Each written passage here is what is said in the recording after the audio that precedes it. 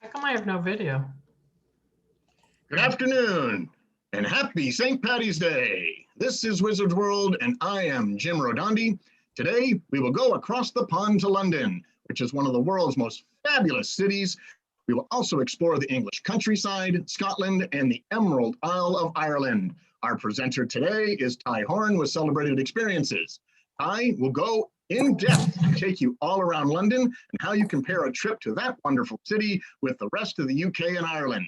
As a reminder, we appreciate it if you would mute yourself so there is no background noise during the presentation. And if you have any questions, please use the chat box and we will get to your questions at the end. So sit back, relax, and enjoy the presentation. Take it away, Ty. Well, good evening and good afternoon, everyone. Yes, thank you very much, Jim, for the introduction. I'm going to share my screen momentarily, but I thought I would just say a few words about my company and also introduce myself. My name is Ty Horn, and I am the Chief Operating Officer of Celebrated Experiences. Jim alluded to going to London today. You might notice that I do not have a British accent. I am American, but I have about 20 years of experience working and selling this part of the world. I've been the Chief Operating Officer of Celebrated for 5 years. And before that, I had an extensive background in sales and marketing for luxury hotels in London and New York, and I've had a lot of interactions and work in the UK throughout my career. As well as in Ireland. But our company is a family-owned company. We have been in business for 30 years. We celebrated our 30th anniversary last year during the heart of the pandemic, which was, of course, an interesting time to be celebrating our 30th anniversary. But we're excited about the future. We are in a great position. We used a lot of our downtime last year during the pandemic, actually, further investing in a lot of things that once you ultimately, hopefully travel with us in conjunction with your advisor at Travel Wizards, you get to see how we present our trips and our content and things like that. But I'm delighted to be with you tonight. And I appreciate you taking the time to this. We have a wonderful relationship with Travel Wizards. We've been working with them, for many years. I personally have worked with several on your team there on wonderful trips across our destinations. My company, we do focus wholly on the UK, so being England, Scotland, Wales, Northern Ireland, as well as the Republic of Ireland and Italy. We're not going to touch on Italy tonight, but we are going to talk a lot about London in particular, as well as the English countryside. And I wanted to focus on that. I'm going to go right into our agenda. And I was speaking to Jim about this before, that there's so many questions right now about just what is the current state of the map, and can we go to the UK this summer? Will we be able to go to Ireland in the fall? And what's actually happening on the ground in those places? And I'm going to talk a little bit about that as far as what we're seeing with vaccines, what we're seeing with government policy, what the short-term forecast is as well, just because I feel like there are likely some people on this call tonight that maybe are thinking about maybe what you're going to be able to do this summer, or what you can maybe do in the fall, and if these destinations will be viable for you. But because we also know that England undoubtedly will be one of the first European countries to open up to Americans, I really wanted to focus on what can be done in England. But we're going to talk as well about we're going to touch a little bit on the Scottish Highlands and on one part of the region of Ireland, because really, if I were to talk about everything we can do at Celebrated in these destinations, we'd be here all night. So maybe I'll come back and do a special session just on Scotland and just one on Ireland later on. But as of putting all this together right now, they've actually had a lot of success with vaccines in England. They've had over 19 million people in England have been vaccinated. It's going very well in Scotland as well. Things are moving more slowly in Ireland.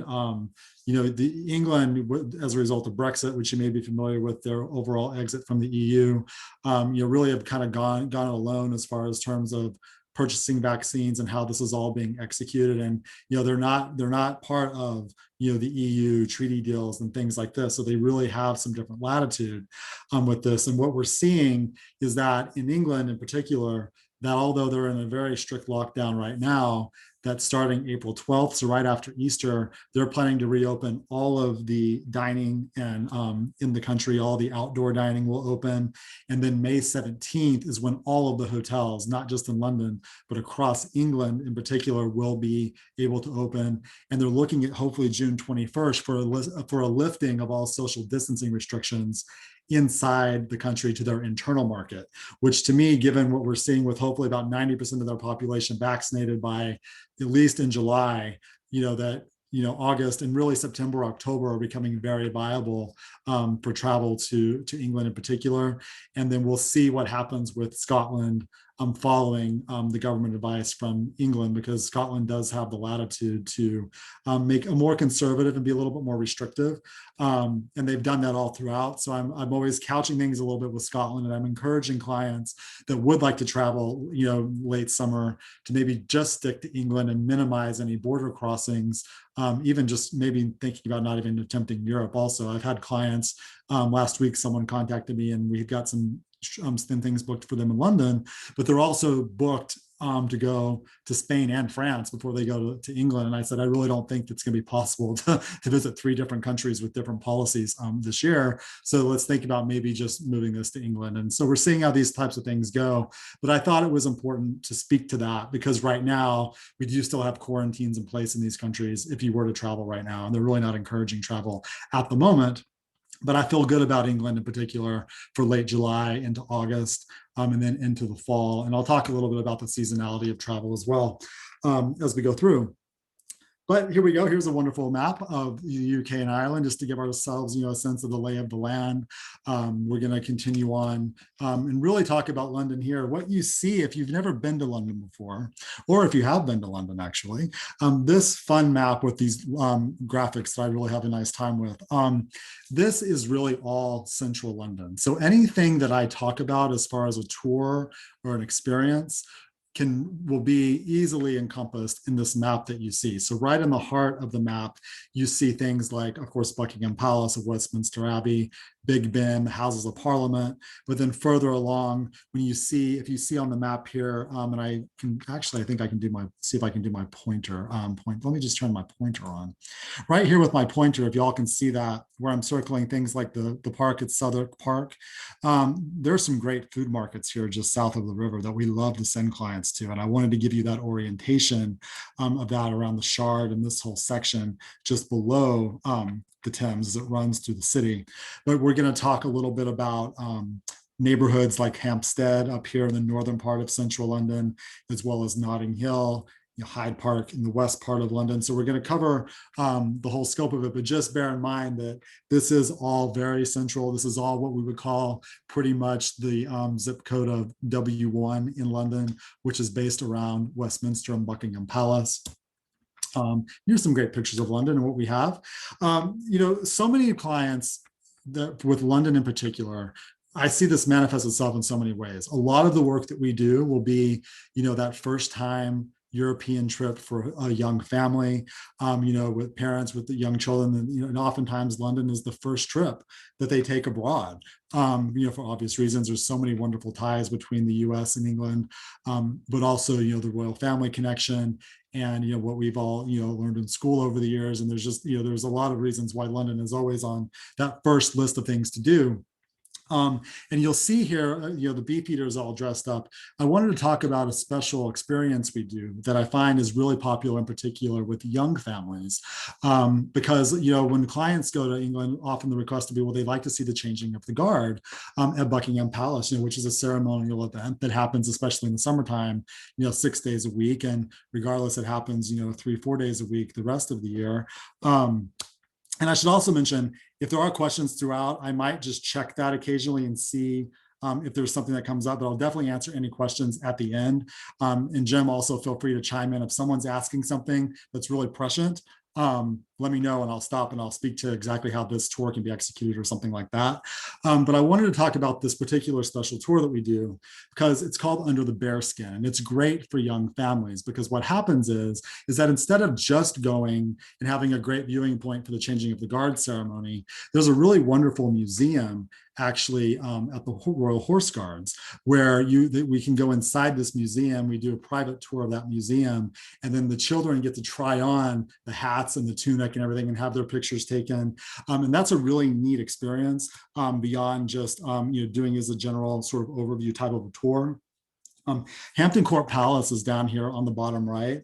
I love Hampton Court Palace for many reasons. This was a palace that Henry VIII himself built and designed for his right hand, Cardinal Wolsey. And then Henry VIII liked it so much that he decided to move in himself and he took it over. And for much of Henry VIII's reign as king, his royal court was at Hampton Court Palace. And this is a great representation of Tudor architecture and design. Interestingly enough, I think there's one of the largest and best representations of a Tudor era kitchen in Hampton Court Palace. And also what you can do here that's special that you wouldn't ever be able to do at a place like Windsor Castle, for example, is there's a special tour that you can do where you can actually go up onto the rooftop of Hampton Court Palace. We've got a number of really special bespoke experiences at Hampton Court that can be done because they've really done a great job of designing some really interesting programming in that respect. Whereas some of the other royal palaces that are still working palaces where the royal family lives, no one really has that same type of access. So I really love to encourage clients to visit Hampton Court. They have a wonderful garden maze. You can really spend just a half day at Hampton Court, or equally pairing that up with a full day trip just outside of London and incorporating Windsor Castle as well. But I'm a big fan of Hampton Court, and I like to mention that because whether it's for families or couples or groups of friends, there's a lot there to offer. And the other picture you see here, this will be Borough Market, which was in the southern part south of the river that I was showing you. Borough Market dates back to Roman times. It's incredible history here. There are a number of tours that we do. One that I really like a lot is called The Secret History of Street Food. And there's some tastings that are built into this tour that you do with the specialist guide. And you'll visit, 4, 5, 6 different food stalls with a variety of cuisines and learn how it all ties into the history and the evolution of London as you go through, which is a lot of fun and something we get a lot of great feedback on. We also have a really fun tour that is called London in 4 Drinks that has 4 different coffee and cocktail stops. You learn about the history of beer as well as gin, and you're tipsy at the end of it. And that's really fun, especially on a day like St. Patrick's Day. So we've got a lot of these types of tours. I could spend 2 hours talking about the extent of my touring menu in London, but I wanted to also just touch on some of the really special stuff that we do as well. Winston Churchill, of course, here at Celebrated, we're big Churchill fans at Celebrated. We love World War II history. One of the must-visit places in London is Churchill's Cabinet War Rooms, which you see on the left. This is where he and his cabinet operated the war during the height of the Blitz and all the bombings from Germany. This is one of the most special museums that exist in the world. And my favorite thing to do here is, instead of doing the general tour, I do like to layer in the behind the glass tour, because a number of the rooms in the museum are behind this protected glass. And if we book the tour that way, you can actually go inside these rooms and see them just as they were left the day the war ended. And I'm telling you, when you go there and you walk in, you smell the history. I mean, you smell the antique furniture, and you smell even the papers. Everything. It's as close to stepping back in time that I've ever been able to experience in my life thus far. And I think it's really, really fantastic. And it can be added onto a tour. And it's not terribly expensive to add onto a tour. But then if you're really looking for something special, this is a disused tube station. And actually Churchill lived in here during World War II. And there was a secret tunnel between this station and the war rooms. And we have a way to open that up to you as well, to the clients. So lots of different ideas, great graffiti and street art tours. Another tour we do in London that's really fantastic is our private tour of Hamleys Toy Store. Hamleys is the oldest toy store in the world. And the way this works is the clients turn up about 10 minutes before the store opens, and the kids get to ceremonially open the toy store with the key from the store. And they have that private time before the store opens with a really fun interactive tour of the toy store. And then we usually pair that up with a scavenger hunt at the British Museum, which is a great half-day experience for clients as well. And then I'm going to just talk a little bit about our hotel collection. At Celebrated Experiences, in addition to the fact that we have wonderful creative tours and fabulous handpicked guides and great drivers, we also have a handpicked collection of hotels. And when I say handpicked, it's because we annually inspect every property that we recommend and that we book. So we're not going to book every hotel in London, but we do have over 25 options. So if we don't have something that will work for you, it would be unusual that we wouldn't have something at the right price point and the right style, as well as the right location. These are some of our most iconic London hotels: the Corinthia, which is right on the River Thames, Rosewood London, as well as one Aldwych, which is a very special boutique hotel with especially some really fantastic suites and connecting rooms, and the Stafford, which is right in the heart of St. James. And so when you're at the Stafford, you are literally steps to all the shops that have the royal warrants, the shops that the royal family would frequent. And they've got some really unique things like these carriage house rooms and the outdoor space at the Stafford. So a lot of different options for hotel accommodation. These are some of our more, I'd say, 4.5 star and more delightful, sort of great value type of options. The Capitol Hotel is a great example of this. The Capitol is literally around the corner from Harrods and Knightsbridge. It's a boutique property. And Rubens at the Palace is very well regarded. If you are a fan of the royals and want to be as close to Queen Elizabeth II as possible when visiting London, you're going to want to be at Rubens at the Palace because it's across the road from Buckingham Palace. So just a few things about that as well. And then we also have apartments and residences. So many clients are asking more and more for an apartment option in London, or something just with more space, especially for a longer stay. We've got an extensive selection now of celebrated residences. This is a collection that, again, is hand curated that we launched last year during the pandemic. We've always had apartment options in some of our hotels, but we've expanded this now, and we have some other things. And what's nice about these as well is that when you book something like a celebrated residence, you know that it's going to be managed and there's support. You're never left onto your own devices like you would be, at a VRBO or something that you might just book yourself online. So there's something we stand behind. And again, you usually have full hotel services, daily housekeeping, all of these types of things. And some of the things I've shown here, such as Cheval Three Keys, which is by the Tower of London, is a hotel, but it's fully an apartment style hotel. So a lot of neat different options, again, for style, price point, as well as location on the residence front for London. I'm just going to see if we have any things in chat. London, oh, good. Oh, Edgerton. Yeah, I didn't speak about the Edgerton. So here's something about the Edgerton House. I'm going to say in Knightsbridge. They have one of the best afternoon teas in London, and they're also very famous for their martinis.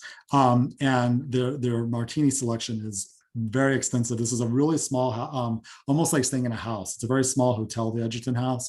But especially if you're, an art lover, or particularly like, British art history and things like that, they've got a great partnership with the Victoria and Albert Museum, which is really one of the busiest museums in London. But when you're a guest of the Edgerton, as part of our celebrated perks of staying there, you get special access to the members only lounge at the V&A and special access to their special exhibits and things like that. So it's a really nice civilized way of navigating the crowds at the V&A. So yeah, thank you for the comment on the Edgerton.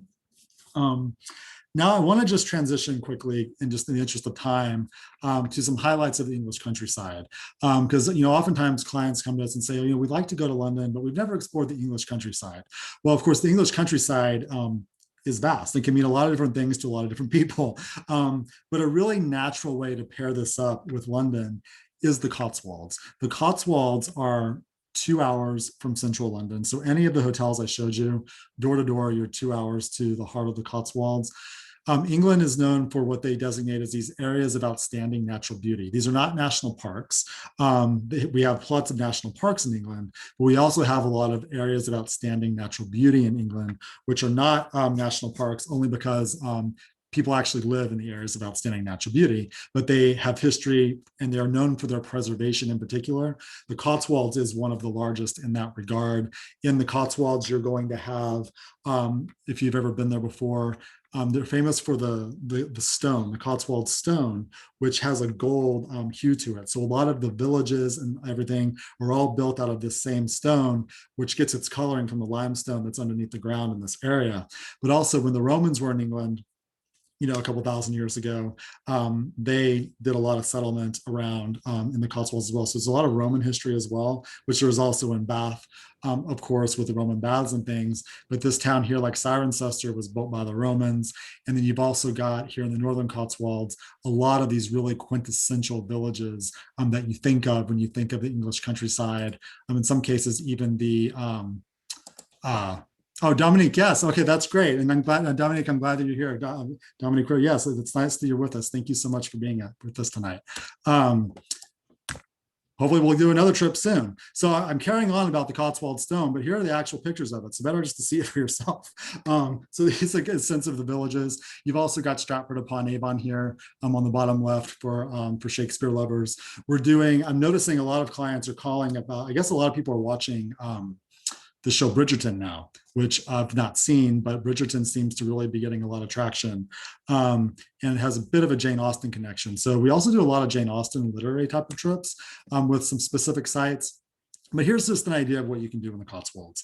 One, the Cotswolds Way. And if you are a client like myself who enjoys hiking, maybe not always scaling mountains and things like that, which is something else that I do, but sometimes you just want to go on a walk, step out of your hotel and be able to take a nice walk in the countryside. Well, the Cotswolds Way is over 100 miles of public footpaths that you're able to just basically walk through people's farms, which is absolutely fantastic to do. We've also got Highclere Castle, of course, for Downton Abbey lovers. We do some wonderful private experiences now as well that we've designed at private manor homes and gardens that are not open to the public that we have access to. And we also have this really fun tour, Old MacDonald's Farm. This man, his name is Merv. He has his own farm. He's about 45 minutes up towards the Northern Cotswolds, kind of towards Stratford upon Avon. But this is the closest to a real life Old MacDonald I've ever seen. He's got the cows, the chickens, everything, the whole 9 yards, all running around the property, all just happy animals. It's absolutely fantastic. And anyone with young children that I've had do that experience that we add into the touring day just absolutely raves about it because you just have to go there to see it to believe it. And so we've got a lot of things like this as well that we do. We've also got, I want to just mention, because we've got some great access to private farms in the Cotswolds, we do a fantastic falconry experience, which we call a hawk walk, that there's no one else around. This is not done at a hotel. This is actually done on the property of the farm.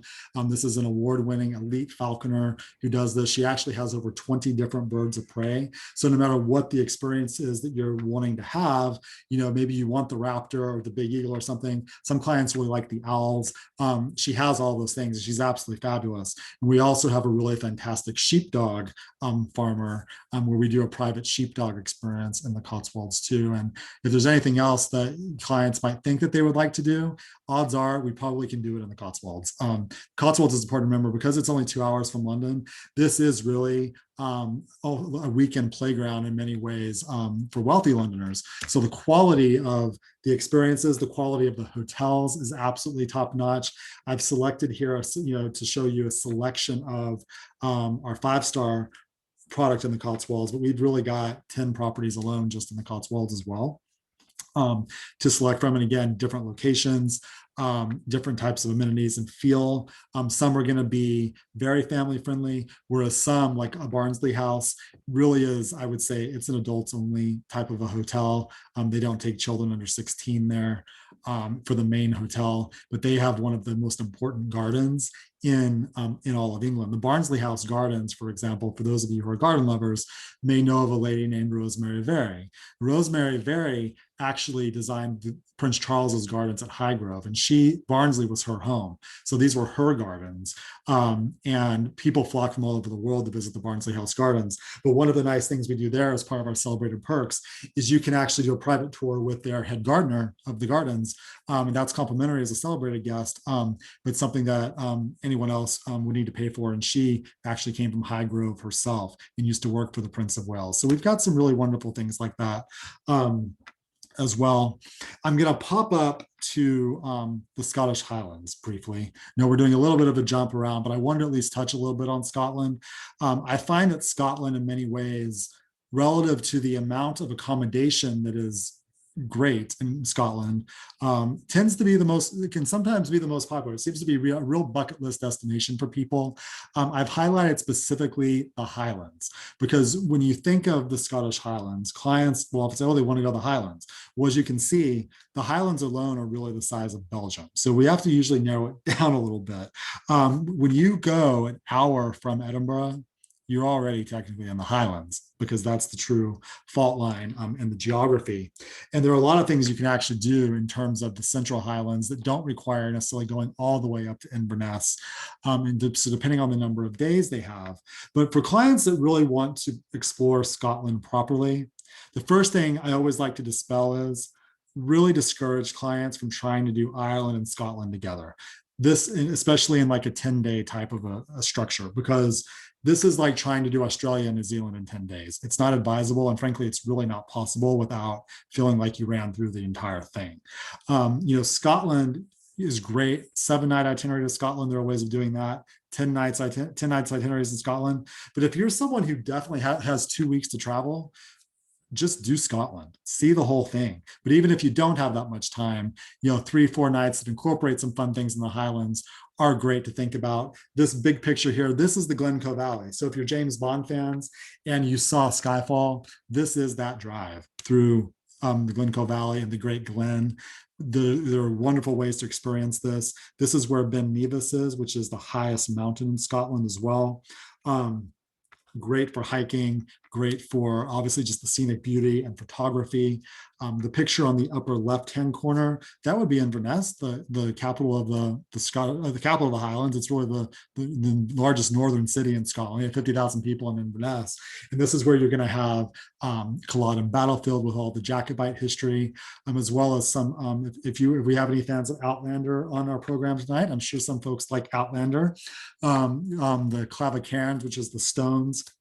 Those are up there as well. We do a lot of trips around Scotland that are sometimes specifically about Outlander, but sometimes also just weave those things in. It's just kind of the more we know, the more we can include things that are appropriate on that topic as well, because I know Outlander is very popular. But a really special place too here on the bottom left, this is Eilean Donan Castle, one of the most iconic castles in Scotland. And although not on the Isle of Skye, it is just before you cross over to the Isle of Skye. And it's a great way to see, you can see this from Inverness coming down the west coast towards Glasgow, or equally when you're coming up from the west coast up to Inverness. Eilean Donan's a great place to work in as well, of course. And again, Scotland, just like England and Ireland, it's an outdoor lover's paradise. It's an active person's paradise. You can do kayaking, great hiking. There are also great boat experiences beyond kayaks, but actually private boat experiences. If you have families, again, as well, we've got wildlife refuges we can visit. We've got some wonderful family-oriented tours as well. I sometimes find that Scotland can seem a little bit tricky sometimes for younger families, because a lot of the hotels aren't necessarily set up with things like connecting rooms and extra beds and stuff like that. But we've got the hotels that work really well for that. And we can design the days, even though Scotland is large and vast, and you'll have longer touring days. We can design days for families where you might have literally just only 1 hour at a time in the car before you stop to do something. So we're really mindful of that, particularly in this destination. And then, of course, whiskey.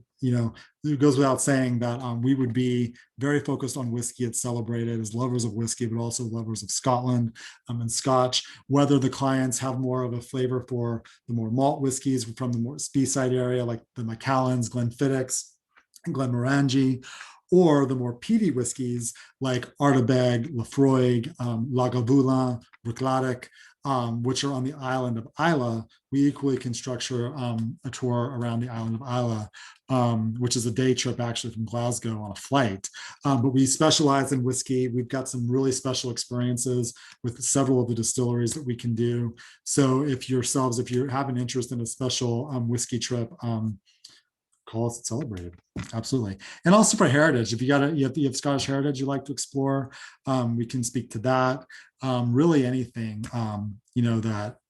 that you're interested in as far as seeing Scotland. But we will ask a lot of questions because there's good overview trips of Scotland to do, but also when you have a real specific interest or focus, like maybe even fishing, that works really well in Scotland. And this is just an example of some of our fabulous Celebrated hotels. I'm not supposed to have favorite children, but I will just tell you that the Torridon is one of the most special hotels in the world, in my opinion. This setting it's one of the most rural hotels in our collection as well. It's way up in the Northwestern Highlands. But when you get there, it was a hunting lodge, and it's on a beautiful loch, and it's just absolutely spectacular. And for the scenic beauty that's there, the food they have there is fabulous. They have some wonderful activities, again, on water, as well as hiking activities. There are beautiful gardens in that part of the Highlands as well. So if clients are really interested in getting up into the Highlands properly and focusing on that, I'll often design the trip around when we can get space at the Torridon, because it comes at a premium. It's a small place. And then there's another great property here, Links House at Royal Dornoch for the golfers. I didn't talk much about golf yet, but we do Scotland next time. I'll talk about golf. Links House is at Royal Dornoch, which is the #3 course in Scotland. This is north of Inverness. We do a lot of trips surrounding golf. We do trips that are specifically about golf, but equally more on, as Dominique would know, when I say FIT basis, maybe 2 couples where there's some golf layered into the trip, but it's not necessarily the whole focus. We do all that. We can get the preferred tee times for you. The only place that we don't do, which no one really does unless it's through a much larger package, is the old course at St. Andrews. But we have wonderful access to tee times for golf in Scotland, as well as in Ireland, which we'll talk about another time. But coming back to England now, and really how you can explore these regions, I've highlighted 3 in particular. The first one here on the top left, would be Yorkshire. And then we're going to come down on the bottom left to Cornwall and Devon. Very different directions. To do all of this part of England together with London really takes about a month. So I like to encourage folks to focus kind of on one edition or another. But going through this, let's talk about Devon first of all. Devon, it was one notable. Let me just see if there's any comments here, anything in the chat before I move on. Oh, good question. Is it better to tour the Cotswolds and Scottish Highlands by rail or rental car? Okay, so we're going to talk about that real quick. My part of the world does not lend itself to a rail holiday. It's too complicated. It's kind of like taking a train into Zion National Park in Utah, and then when you get there, what do? It's very rural. It doesn't really work to do a tour in that regard. So I would encourage, if you're not doing it with a private driver, definitely as a self-drive with a rental car, absolutely would be the best way to do that. And I'll just speak to some of the logistics with that. You can pick up a car in central London. We can pick up a car at Heathrow. We can pick up a car at Oxford.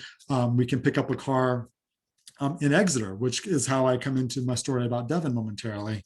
But equally, there are downtown rental locations in Glasgow and Edinburgh, as well as Inverness. But I definitely don't encourage clients to try to achieve fully touring this part of the world by rail. Where you can do some things by rail, though, Eugene, just to answer the question about how that can be done, is that if you are staying in London, some of the day trips are accessible by rail. So you could definitely do something like going to Bath for the day by a train, going back to London. If you took a train out into the Cotswolds, actually to Morton and Marsh, and you want to just, maybe a more abbreviated tour or a day trip or something like that, we could pick you up at the rail station there, do a day tour, and then put you on the train back to London. There are some day trip things like that that work, but just overall, it's not really advantageous as it relates to rail. But I will tell you as well as we go through something else about Cornwall. A lot of clients call about Cornwall because, well, one, it's basically England's Riviera. This is a very wealthy area. You're on the coast. You've got all the yachts are down there. Wonderful gardens as well. Great seafood for sure. But also, if you've seen programs like if you're fans of Poldark or Doctor Who, Doc Martin, these types of shows, these are all set in Cornwall. And so a lot of clients have seen those programs through BBC and PBS.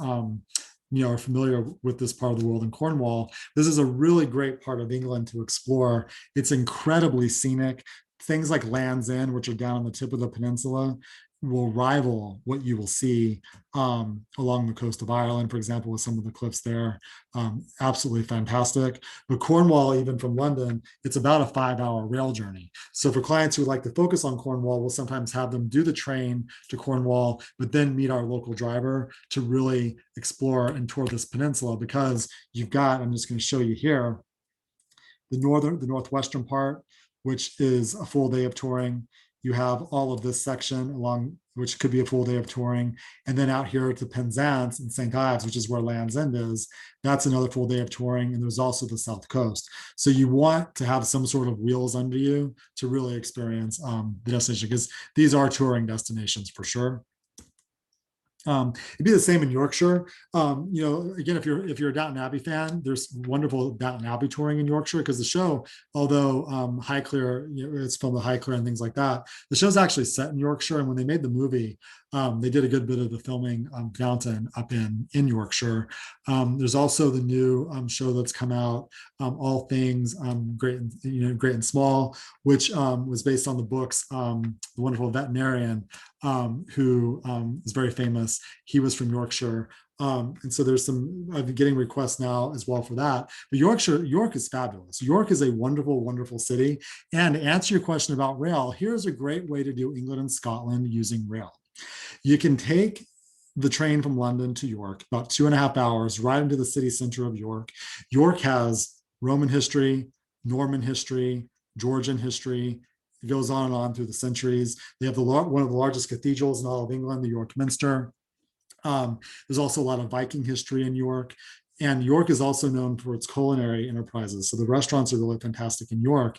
And so one could do London, York, even maybe one day trip with a driver out into the Dales or into the national parks or to some of the Downton Abbey sites, if that's of interest. And then you can continue on the train up to Edinburgh. And that is really the one way to make a rail holiday, is incorporating York into your plans too. But equally, it's great as far as a driving trip.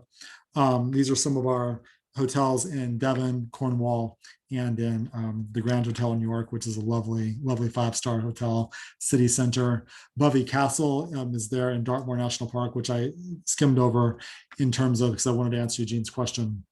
Bovey Castle is fantastic.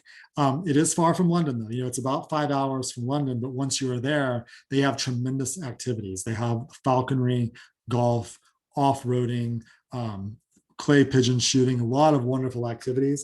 And so if clients have a little bit more time to travel, this is a great thing to do, is to get down into Devon and Cornwall, because it's a place that a lot of Americans don't necessarily make, because a lot of times people just don't have more than a week to tour.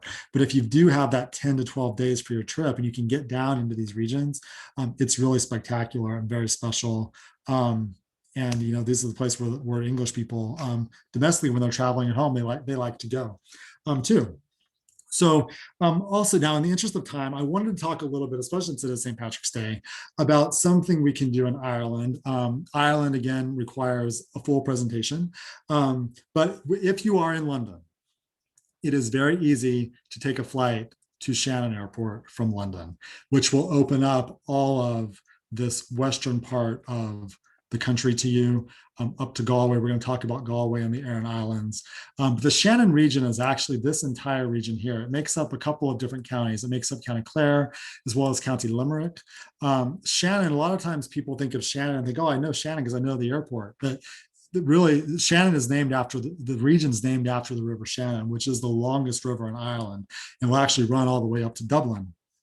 But when you're here, this is where you see some of those iconic images of Ireland that one thinks of.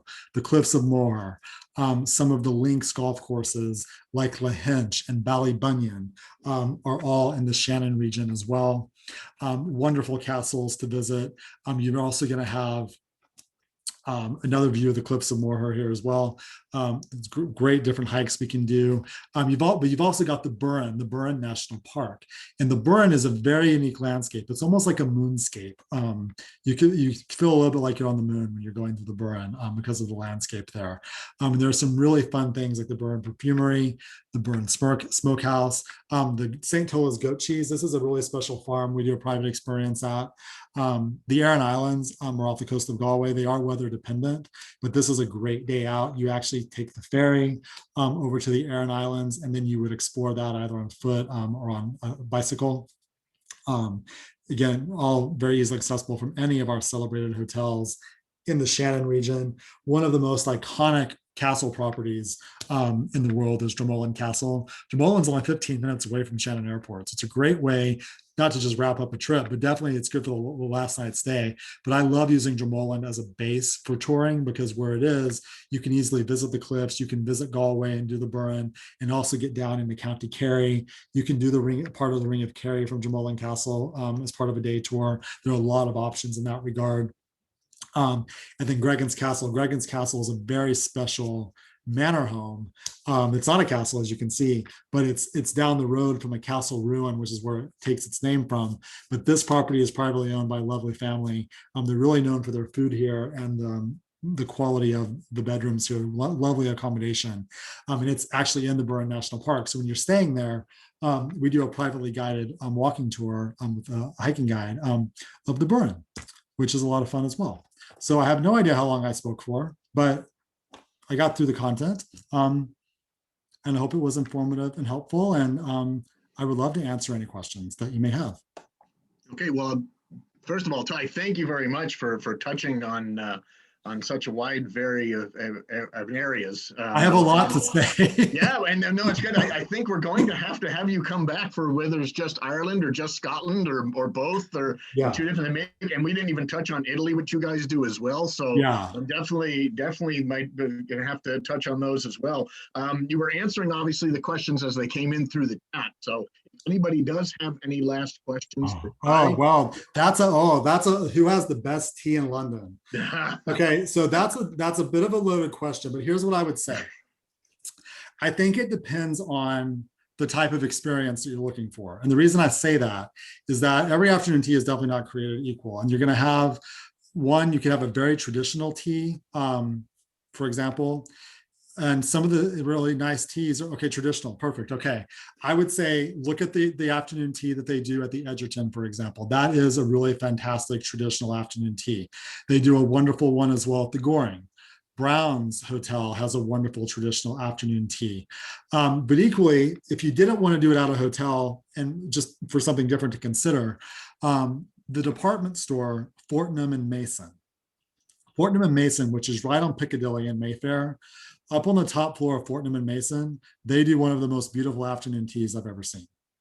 And people don't always know about that one because it's not in a hotel, but I think that's a real secret special tea that I would definitely encourage you to have a look at. So, but then if you're looking, sometimes clients want something that's a little bit more contemporary, and they do a really great, more contemporary style tea at a restaurant that's called Sketch, which is over near Covent Garden. So I can better inform that when I know a little bit more about the clients. But for me, Fortnum and Mason is always a home run. Wow, that sounds great. You know, my wife and I always love to go to afternoon teas, and when we go to certain places, last time we were in London, we had a couple that were really nice. So it's always a great draw, at least for my family, and I'm sure obviously somebody else as well because they asked that question. And don't forget, afternoon tea is also very popular in Ireland. So in the Irish hotels, they do beautiful champagne afternoon teas as well.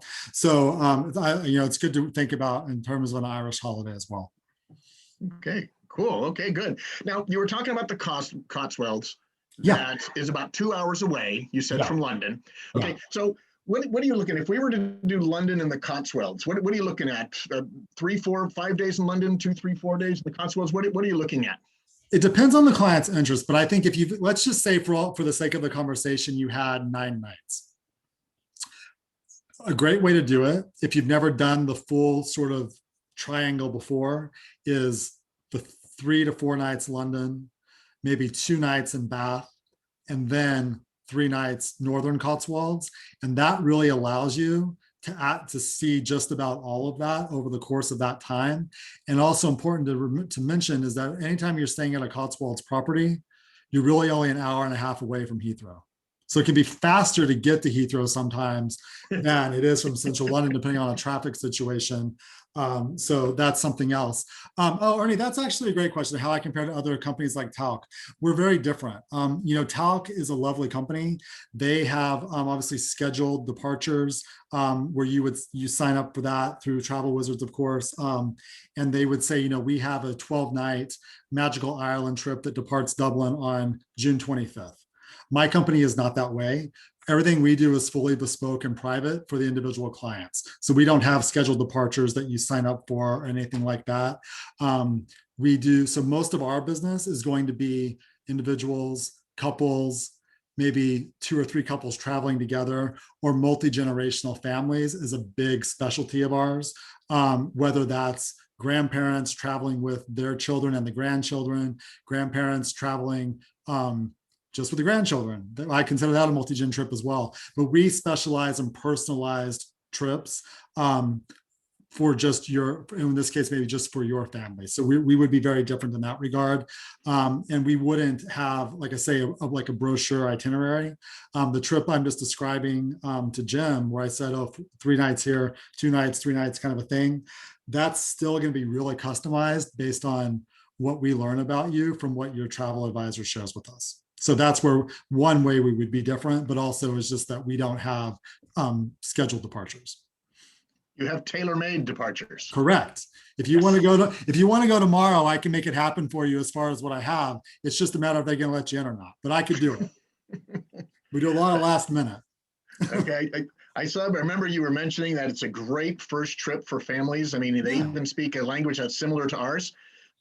If you can, so they say. That's why I couched it at the beginning with, if you were expecting a British accent, you came to the wrong show. But hopefully I acquitted myself well with my knowledge of the area.